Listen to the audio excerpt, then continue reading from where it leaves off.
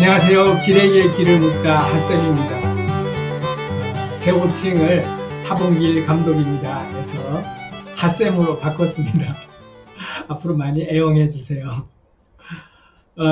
오늘은 오랜만에 양자물리학 뽀개기 시리즈로 여러분들께 찾아뵈려고 합니다. 양자물리학 뽀개기 14탄입니다. 오늘은 양자 중첩 현상에 대해서 얘기를 좀 해보려고 합니다. 제가 이 양자물리학 뽀개기 시리즈를 쭉 하면서 그냥 물리학적으로 이론을 말씀을 드리면서 양자의 원리가 이렇다로 끝나는 게 아니라 저는 양자라고 하는 미시세계의 현상들이 우리 거시세계라고 할 수 있는 우리 물질세계, 입자로 이루어져 있는 물질세계의 전반에도 우리 삶에도 그대로 다 적용될 수 있기 때문에 그대로 적용되는 원리들을 가지고 양자물리학의 원리를 우리 일상생활 속에서 대입해서 우리가 거기에서 깨달음을 얻고 우리 삶을 좀 더 이렇게 잘 알고 살아갈 때 지혜를 좀 깨칠 수 있도록 양자물리학 시리즈를 그렇게 좀 이렇게 펼쳐 나가고 있습니다. 제가 물리학자도 아니고 양자물리학을 전공한 사람이 아님에도 불구하고 양자물리학 뽀개기를 이렇게 계속하는 이유는 이 양자라고 하는 게 우리 이 삶의 전반에 이제는 현실 세계에서 우리가 무시할 수 없는 아주 우리 생활에 밀접히 깊숙이 들어와 있는 영역이기 때문에 앞으로 또 점점 더 시간이 가면 갈수록 양자라고 하는 이 얘기가 우리한테는 너무나도 친숙하고 익숙한 용어가 될 수 있기 때문에 지금부터 여러분들께 계속 양자물리학을 얘기를 드리는 거니까 내가 뭘 많이 안다, 물리학에 대해서 네가 수학을 얼마나 아냐 이렇게 물어보시면 제가 할 말이 없지만 그래도 물리학자들이나 이런 각 분야에서 전공을 한 사람들이 알고 있는 전문 지식의 어떤 그 지식과 별개로 그걸 가지고 또 깨달음을 얻는 영역은 또 다른 영역이거든요. 그래서 아무리 전문 지식이 많아도 또 자기가 접점이 없는 분야에 대해서는 예를 들어서 이과나 문과는 전혀 다른 세계에서 물리학자가 철학이나 인문학을 잘 모를 수밖에 없듯이 영역이 완전 다른 영역들을 이제 접목해서 융합을 일으키는 그런 그게 더 필요하거든요. 앞으로의 시대는 융합의 시대이기 때문에 그걸 기술로 이제 보면 양자물리학이라고 하는 아주 어려운 영역의 기술적인 분야이긴 하지만 이게 우리 현실 세계 속에서 우리가 이치라고 얘기할 때의 동양사상, 또 우리가 흔히 살면서 늘 익숙하게 경험해왔던 마음이라든지 영혼이라든지 이런 우리가 초월적인 영역에서 이렇게 우리가 신성시해왔던 종교적 영역, 이런 영역들이 알고 보면 다 양자의 현상과 다 같이 이제 비교해보면 다 맥락이 이어져 있기 때문에 물리학적으로 접근을 하면 더 이상 이제 초월적이고 신성하고 또 이렇게 신의 영역처럼 우리가 이렇게 딱 접어둘 수밖에 없는 영역이 아니라 물리적으로 규명을 할 수 있고 우리 현실 속에서도 삶에서도 충분히 그걸 우리가 이제 응용을 해서 우리 삶에 충분히 우리가 지혜를 가지고 생활할 때 도움이 될 수 있다.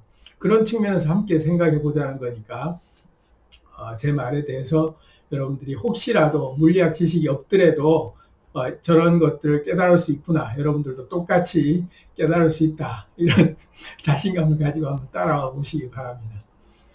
양자의 속성은 양자의 여러 가지 특성이 있죠. 예를 들어서 관찰자 효과라고 관찰하지 않을 때는 파동으로 존재하다가 관찰할 때는 입자로 드러난다. 부터 시작해서 양자 얽힘 현상, 그 다음에 뭐 불확정성 원리, 양자 도약, 뭐 여러 가지 이제 뭐 양자의 어떤 속성들이 있는데 오늘은 양자 우리가 이제 흔히 얘기하면 중첩 현상이라고 하는데 이 말은 뭐냐면 이 양자의 속성은 입자이기도 하면서 파동이기도 하다.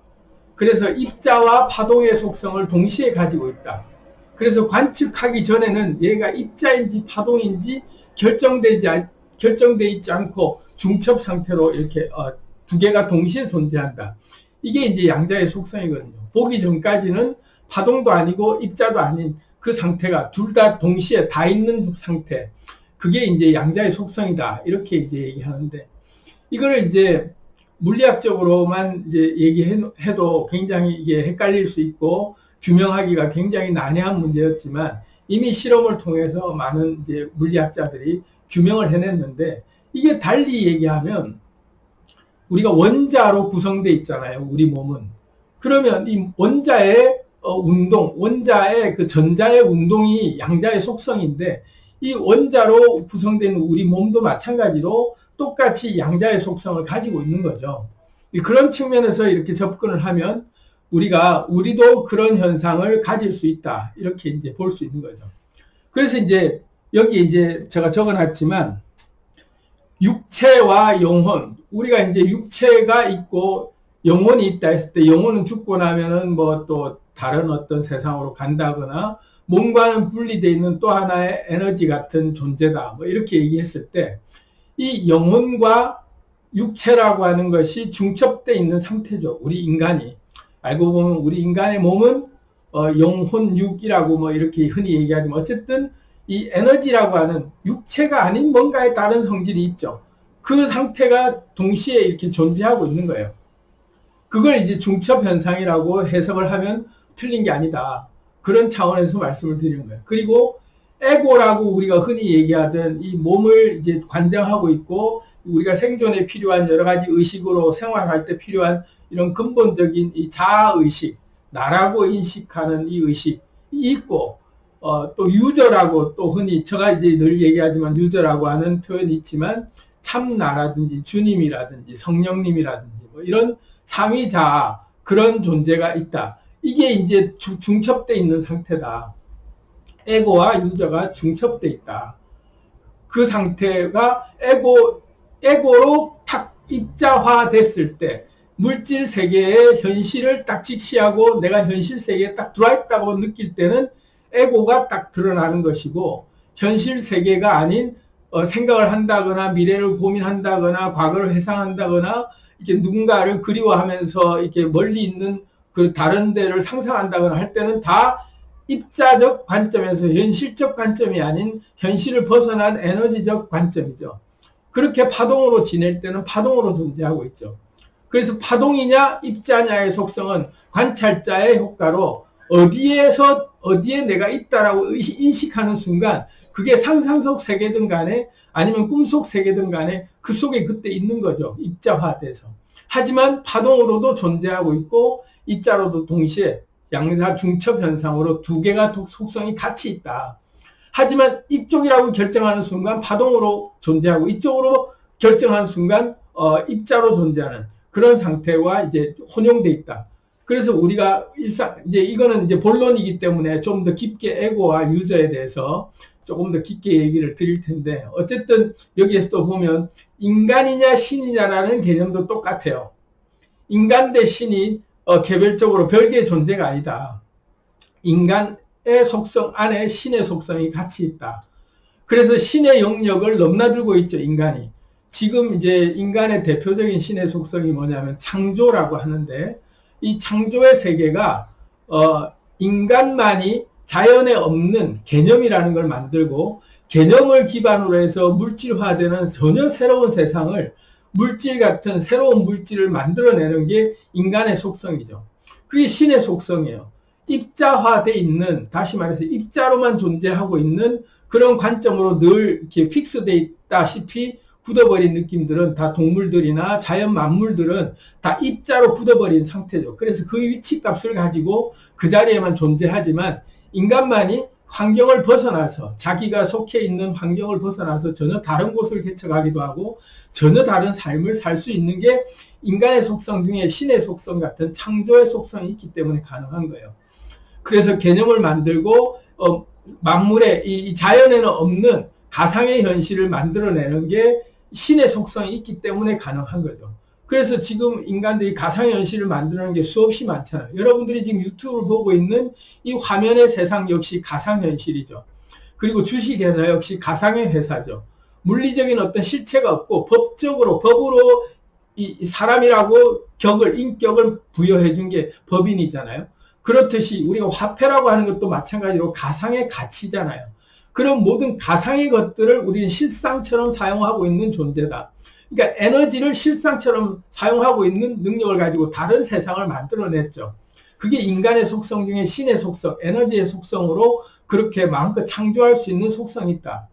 그리고 마지막으로 피조물에서 창조주는, 이게 상반되고 대립된 관계 같지만 우리가 에고이자 입자이자 우리의 물질적인 육체이면서 우리는 창조주로서 우리 세상을 창조해 나가는 창조주의 속성도 같이 있다.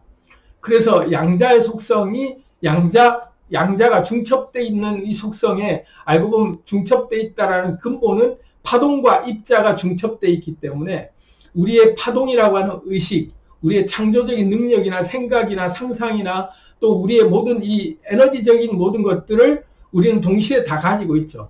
그래서 입자로만 우리는 행동하지 않아요. 짐승들이나 만물들은 입자로만 딱 그냥 굳어 있고 행동하지만 우리 인간만이 파동으로도 같이 존재하면서 파동으로 여러 입자를 수없이 많은 것들을 만들어낼 수 있는 능력이 있는 게 인간의 속성이죠. 그래서 우리가 양자 중첩 현상을 깊이 알고 나면 우리는 더 이상 에고로서 또는 피조물로서 인간으로서 입자로서 딱 굳어버린 그런 상태가 아니라 우리는 파동으로서 신으로서 창조주로서 그렇게 유저로서 우리는 우리 삶을 그렇게 마음껏 파동으로 만들었다가도 파동으로 여러 가지를 다시 파동을 만들면 그게 입자로 만들어지는 그런 현상을 우리는 얼마든지 만들 수 있다. 양자물리학의 근본은 그런 거잖아요. 관측할 때 파동으로 존재하다가 관측할 때는 입자로 이렇게 드러난다라는 게 양자물리학의 기본 그 속성에 우리의 파동이라고 하는 것이 어떤 관점으로 내가 어떤 생각으로 세상을 사느냐 그게 어떤 관점으로 바라보느냐거든요. 내가 어떤 관점으로 내 세상을 해석하고 내가 이해하면서 그렇게 믿고 그렇게 사느냐 그러면 그렇게 그런 삶이 만들어지는 거예요.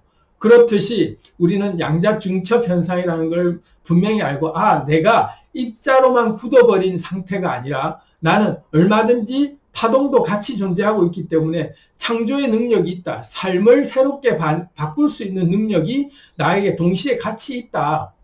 입자로서 내 능력이 제한된 게 아니구나. 파동은 무엇이든지 할 수 있고 뭐든지 만들어낼 수 있잖아요. 입자의 근원이 입자를 만드는 근원이 파동이기 때문에 이 파동은 어떤 생각이냐에 그게 파동이거든요. 무엇을 할 것인가 결정하는 것도 파동이에요. 다 의지라고 하는 건 전부 다 파동인데 내가 어떤 신념을 가지고 어떤 염으로 그 파동을 계속 보낼 것이냐에 따라서 그 물질이 만들어지고 그 물질이 드러나게 되어 있는 거다. 그래서 이 중첩 현상을 잘 알고 나면 더 이상 우리는 인간이라는 그 굴레에서 딱 그 신의 영역을 우리 넘어갈 수 없는 존재가 아니라 내 자신이 신의 속성이 같이 있기 때문에 내가 신으로서 얼마든지 신의 신격을 가지고 내 세상을 마음껏 뛰어넘을 수 있다. 이 한계를 인간이라고 하는 족쇄의 환경을 그 제약을 뛰어넘어서 얼마든지 신의 능력을 발휘할 수 있다. 그리고 더 이상 피조물로서 국한돼서 누군가 만든 채로 딱 그대로 존재해야만 되는 상태가 아니라 파동으로서 창조주로서 내가 에너지 상태에 그런 관점에서 보면 얼마든지 내 세상을 마음껏 만들 수 있다. 이게 창조주의 속성이다. 이 같이 있다 나에게.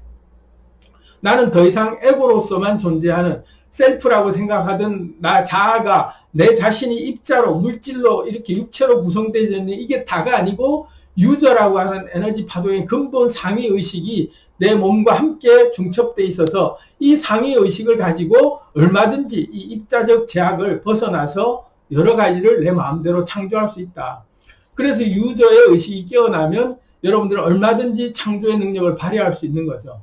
여러분의 세상을 마음껏 만들어낼 수 있는 그런 능력이 의식이 바뀔 때 가능한 건데 이 의식이라는 게 지독하게 우리가 오랫동안 그 세뇌당해왔던 나라는 존재가 인간이라는 굴레 우리는 절대로 신이 될 수 없고 나는 절대로 창조주가 될 수 없고 나는 피조물이어야 되고 인간이어야 되고 나는 에고로서 이 입자적 관점, 이 물질적 관점에서 내 육체에 갇혀있는 상태가 내 한계다라고 느껴지는 내 주변의 환경이 이렇게 딱 굳어져 버린 것 같은 이런 환경을 나는 어찌할 수 없다. 이런 그 관념들을 다 깨버릴 수 있는 게 중첩 현상의 그 원리를 알면 가능하다.